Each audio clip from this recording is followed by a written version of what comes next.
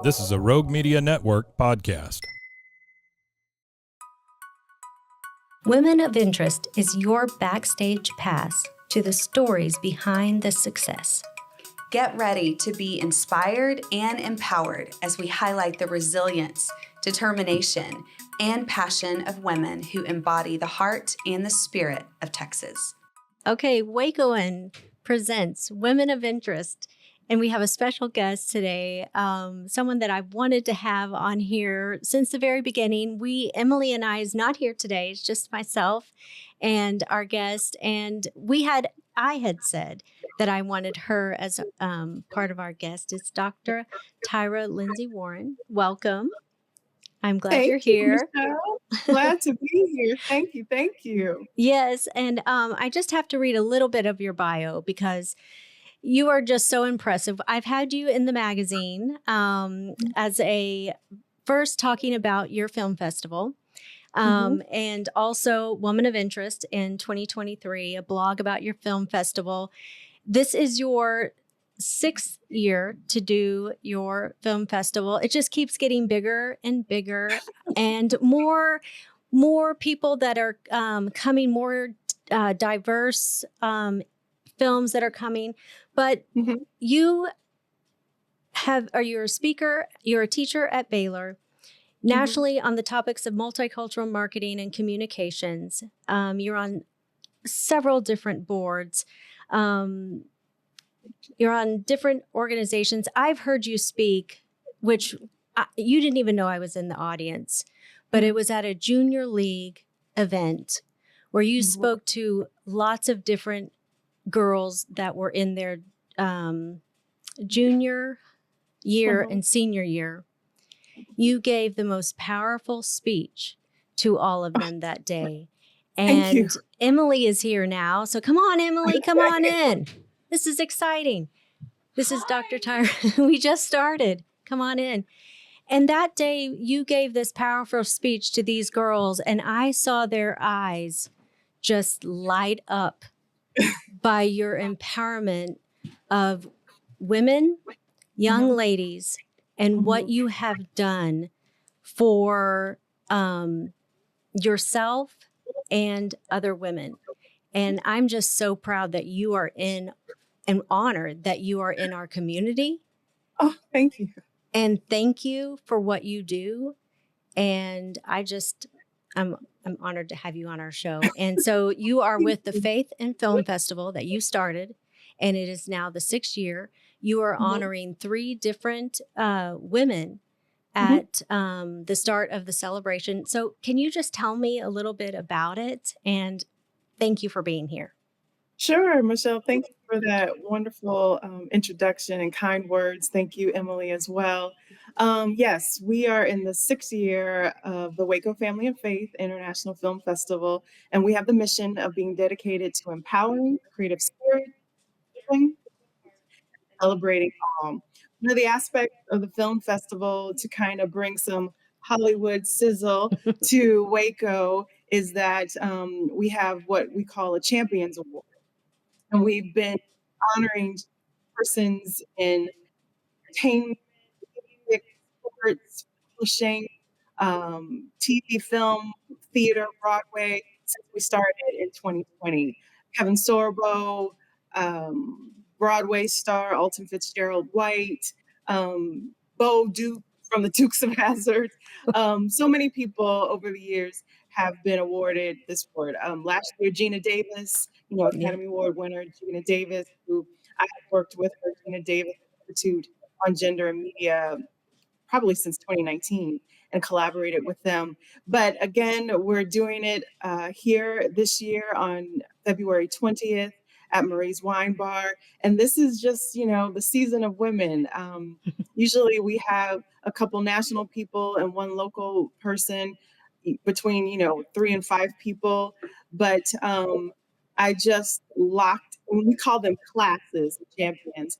And I just love this class, the champions, which include folks that I'm sure, Michelle and Emily, Fiona Bond, Executive Director of Creative Waco, Shemaine Nugent, who is a celebrity influencer. She's also a personality as well as a filmmaker. We showed her first film, Killer House, in 2023, and we will be illuminating her new docu-series, Killer House, as well this year. And then they're all good friends of mine, but this last awardee, Trina Terrell Andrews, I've known for a very, very long time. You know, a lot of times we recognize people in front of the screen as, or yeah, in front of the screen as well as behind the screen. And Trina is one of those people who is a behind the scenes person. She's like a little petite thing, but you would never know how much power and influence she has. She in the sports world. She's the current CEO of Mark Cuban Heroes Foundation in Dallas, but she has worked with Jerry West and the Cowboys, a lot of music celebrities and stars. Um, and so it's an honor to be able to recognize her this year for her contributions to sports and that intersection between sports and humanitarianism, which is what she's doing running Mark Cuban's nonprofit. So that's just the start. We kick off, on Thursday, the 20th with that. Wow is all I can say. I mean, wow. And so you have brought it to one location this year. So tell me kind of a little bit about your vision for that. What's different about it this year? Well, I have said that we are the Sundance of the family and faith space. And since Sundance just concluded this week, and usually if you have gone to Sundance, they have activities all over the place, which traditionally we have. We've had up to 11 venues host our events over the years, at one time. And we spent a lot of energy with our 5th anniversary last year. So we're kind of making it small and intimate this year. But, we're turning the Lee Lockwood Library and Museum into our campus, so to speak, come Friday and Saturday. So we're going to do our best to kind of make that lobby our film festival experience along with the theater as well. And it might be just kind of fun for everything to be in one place this year. We'll see. Yeah. And how would you like for people to get involved? How would you like to get the word out? What would you like to tell people in Waco?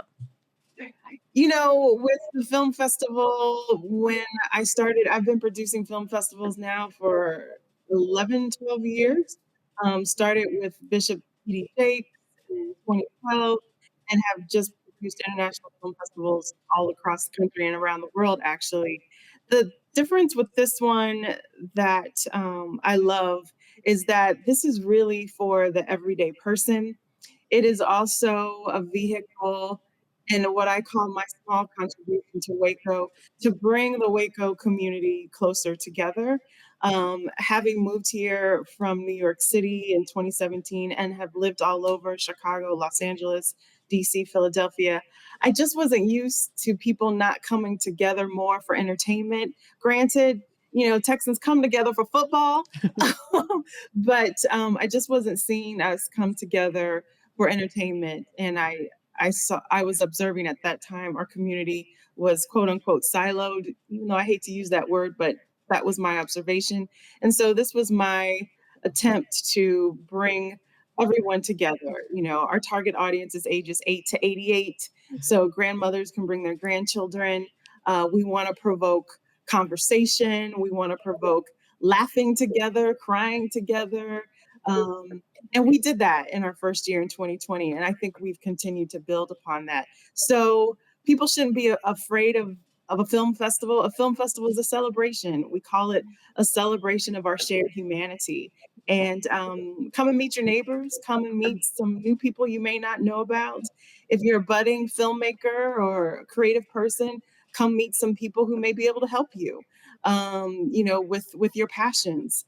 A lot of people have made some wonderful connections at the film festival over the years. And at the end of the day, I hope we are leveraging the power of storytelling to open hearts and minds. So ideally, we can look at each other a little bit better, give each other a little bit better, and love on each other a little bit better, which I feel that's what we need in our world. I mean, that's what I do every day with the magazine is that same mission. It's like it's for everyone. It's for all of Waco, which I love. And that's your mission too. And have you seen with being in Waco, is it different? What's the difference? What I'm trying to say is you've come from New York City and you're kind of saying that already. And you reach out to Baylor students because you teach there. Is it changing in Waco, or are you seeing a difference? Oh, definitely. Definitely seeing a difference from 2017 when we first came here versus 2025. Um, I think, the pandemic kind of opened our hearts more to each other and perhaps made us more open-minded, open-hearted. But things definitely are changing for the better.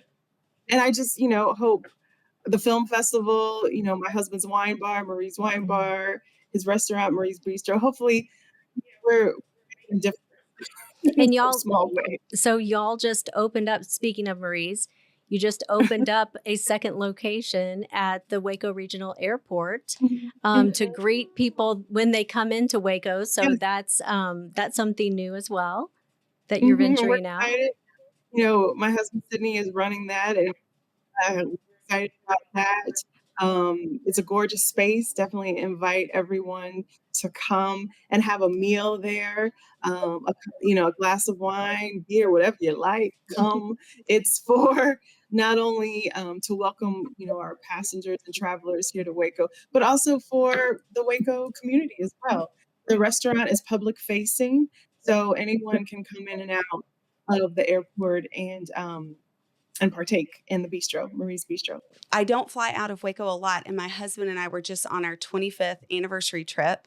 And the way that Nice. flights worked out, it was easier for us to fly out of Waco. It was not too expensive, and it was my first time there in so long. And Marie's at that location, we walked in and we were like, what is this? What is happening? They do And things well. man, it was so beautiful. It was great. We were there super early, so it was before you guys opened. So that's great to know that you're forward facing, that you're Yes. public, you're open, especially to all of our watchers, listeners in the Wacoans. Wacoans. You can get anywhere in Waco in 15 minutes, pretty much. Right. I mean, please. And but especially for China Spring residents, Yes. you're literally right there. Right. So Right. it's great. Congratulations. Thank you. Thank you. It's so amazing how people, that take that 5 a.m. flight or that 6:10 a.m. flight, they just want coffee. They're so excited to see the bistro there for the coffee. There you And then, go. some folks like the wine I mean, Yeah. that early in the morning. That's true. If they've been up, truckers and people who are working those overnight shifts, pulling all-nighters, nurses, doctors, like, hey, it's 5 o'clock somewhere. yeah. Yes. Exactly. I'm so curious. I did want to ask this question. Yeah. I know your extensive background in marketing and the arts and degrees and your work with Baylor. But I'm so curious because we love to just know the story behind the story just a little bit. So Mhm. what made you want to even study academically this intersection between marketing and the arts and entertainment and culture, and kind of what made you go, I want to put my brain into this. I want to, because that's not easy work. That's a dedication. Right. A couple different things happened as a marketing executive. Well, first, when I was working with Procter and Gamble, I got introduced to this term called edutainment. Edutainment. And that's what we were doing with some of the brands at Procter, Olay, at the time CoverGirl, and things of that nature. And then when I got to the United States Tennis Association as the director of marketing, I started instituting this edutainment strategy, communications and marketing strategy. Same holds true when I was PR director for Alvin Ailey American Dance Theater, as well as worked at Uniworld Group, the longstanding multicultural advertising agency in the United States. So my mother, all of a sudden got sick and was diagnosed with multiple myeloma, and our whole family had to adjust to this new way of living. And I remember being in the emergency room with her in New York one time, and we were sitting on the bed, lying on the bed together. And I'm like, Mom, I think I want to do more. I want to do more. And my mother said, well, you've always wanted your PhD, so why don't you start researching it? And I did. And I didn't even know the possibilities of getting a PhD in marketing until I got introduced to this wonderful program called the PhD Project that supports doctoral students of color as they go through their journey, their schooling, if you will. And so once I learned of this PhD in marketing, I said, okay, I can do that. I can teach in a business school. And then my dissertation topic from the time I started at Rutgers was to understand every nuance of this term edutainment. Because what I had observed as a practitioner is that form of communications, that form of marketing really was impacting consumer behavior in a positive way. It was changing behaviors as well as attitudes. And I love that, but I didn't know how it was working. I just knew if I had, certain elements when I produced events and when I produced, advertisements and things of that nature in this edutainment type of way, I'd always get a great response. And so I took, the 5 years at Rutgers to really study and hone in the power of storytelling. I mean, essentially, that's what it is. And I coined the phrase empowered storytelling. So storytelling that exudes the emotion of empowerment. And then how does that really impact consumer attitudes, behaviors, purchase intent, and message recall? And some of you may be experiencing it at the film festival if you attend. Okay. But that's kind of how it all kind of came together. And it was just a blessing that I had this varied background, performing arts. Started my career, went to film school at Northwestern, started my career at NBC in LA. Worked in Hollywood, in Los Angeles, worked in advertising and performing arts in New York. So it just Wow. kind of all works together for me. I love it. And it's so brilliant to understand kind of that you already had this kind of lived experience of like intuitively knowing what was working, but then to devote yourself to earning a PhD is really a work. It's like bridging this huge chasm between what you know and then what you really study and can teach others. Can really educate and teach others and put those tools, that is empowerment, to be able to put those tools in the hands of others who care about the arts and who care about edutainment and using that in a way to make culture, better and brighter. So thank you. My advisors at Rutgers didn't see it that way. They were like, what? Because usually as a doc program, you're kind of discovering what you want to write your dissertation on over the course of your schooling. Like I said, I came in day one going, this is what I want to research. And they just looked at me like I had two heads. I was talking about storytelling in 2012, 2011. Nobody was really talking about it like they are today. Wow. And there was one point in my doctoral journey where they were just like, you got to scrap this. We're not seeing the, quantitative and qualitative results from your experiments and things of that nature. You're going to have to start all over. And I was like, I am not starting all over again. We're going to figure this out. Wow. That's amazing. Well, congratulations and bravo, because you have putting it into practice and continuing to put it into practice and then educating the future. You are one complete package, and bravo, and continue to admire what you do. So thank you so much. And thank you for being a Wacoan and empowering our community and continuing to do so. And thank you for joining our show. I really appreciate you today. Thank you. And then always So, and everyone, I hope that will go out and see some new films and be empowered to do something different and see something. Maybe they will meet someone different, make some new friends, and join in the community at the Faith and Family Film Festival. That is the weekend of February 20th, right? Yes, through the 22nd. And you can just go to wacofilmfest.org to purchase tickets, see the schedule, see all the different and fascinating people that will be here. We'll have some filmmakers here as well. It's so funny, our first year, the furthest filmmaker came from Turkey. So, I mean, you just never know who you may meet and where they may be from. Great. It's an international film festival, so we show awesome. movies from all over the world. Love it. Mm. Thank you again so much, and have a great day. And thank Thank you. you, Michelle. Thank you, Emily. Thank you you. for all Thank that you you. do too. Appreciate you both. Thank you. Bye. Bye-bye. Bye. I'm Wow. so sorry. I was so late. I'm so sorry. It's But okay. I am so grateful that I got to meet you in person. I was actually drafting an email to send. So have a great day. I know you're so busy, Thank you. but we I have to appreciate you. jump to my department meeting. So Do it. Yeah, go. thank you so Go. much. Thank you, ladies. Thank You you. And be sure to pick up a copy of your Wacoan or go to wacoan.com. Together, let's celebrate the strength, the grace, and the undeniable impact of the women who make our community great.